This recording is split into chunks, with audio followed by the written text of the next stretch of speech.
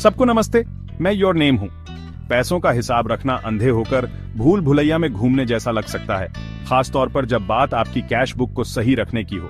आज हम cash book use करते समय लोगों की आम गलतियों के बारे में बात करेंगे और आप उन्हें कैसे ठीक कर सकते हैं। तो चलिए शुरू करते हैं। कल्पना कीजिए कि आप अपने खर्चे लिख रहे हैं, बहुत ऑर्गेनाइज्ड फील कर रहे हैं और फिर अचानक आपको पता चलता है कि आपने एक ही ट्रांजैक्शन 2 बार लिख दी है। इसे डबल एंट्री कहते हैं और यह आपके कैश बुक बैलेंस को बिगाड़ सकता है, जिससे आपको लगता है कि आपके पास असल में ज्यादा पैसे हैं। उपाय आसान है, बस एक एंट्री हटा दें और बस आप वापस ट्रैक पर हैं। कभी कोई रहस्य सुलझाने की कोशिश की है? कैश डिपॉजिट लिखना भूल जाना किसी फाइनेंशियल मिस्ट्री को सुलझाने की कोशिश करने जैसा है। आप जानते हैं कि आपने पैसे जमा किए हैं, लेकिन आपकी कैश बुक उसे याद नहीं रख पाती, जिससे आपके पास एक मिसमैच रह जाता है। इस परेशानी को दूर करने के लिए बस अपनी कैश बुक के बैंक कॉलम में वो मिसिंग अमाउंट ऐड कर दें और बस मिस्ट्री सॉल्व्ड। चलिए बैलेंस के बारे में बात करते हैं। पॉजिटिव, नेगेटिव और बीच में सब कुछ।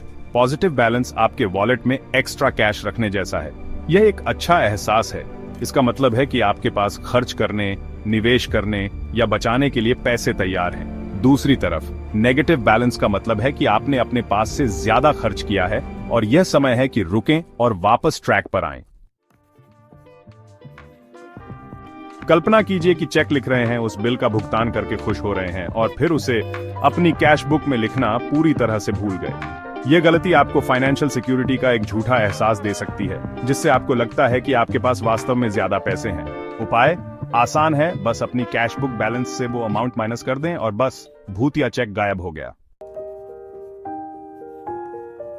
जब बात आपकी कैश बुक की हो तो एक्यूरेसी जरूरी है, खासकर बैंक कॉलम में।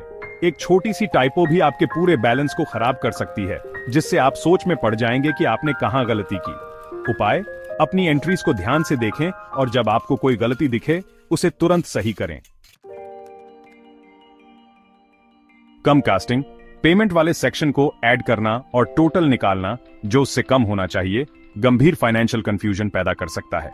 कल्पना कीजिए कि महीने के अपने सभी खर्चों को ध्यान से जोड़ रहे हैं, लेकिन एक छोटी सी गलती कर रहे हैं। उपाय आसान है, बस अपनी कैश बुक के पेमेंट सेक्शन में वो मिसिंग अमाउंट ऐड कर दें और बैलेंस ठीक हो जाता है।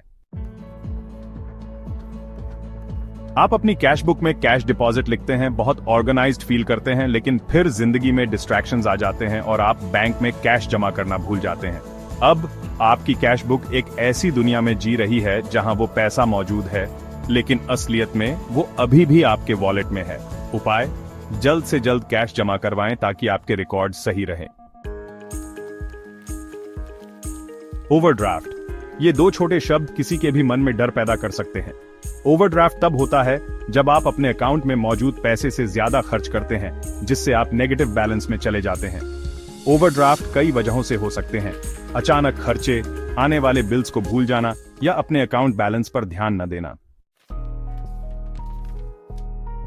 अपने फाइनेंशियल मैटर्स पर नजर रखने के लिए अपनी कैश बुक को अपने बैंक स्टेटमेंट के साथ रेगुलरली चेक करना और उसे सही करना बहुत जरूरी है, और किसी भी गलती को बड़ी प्रॉब्लम बनने से पहले पकड़ लेना।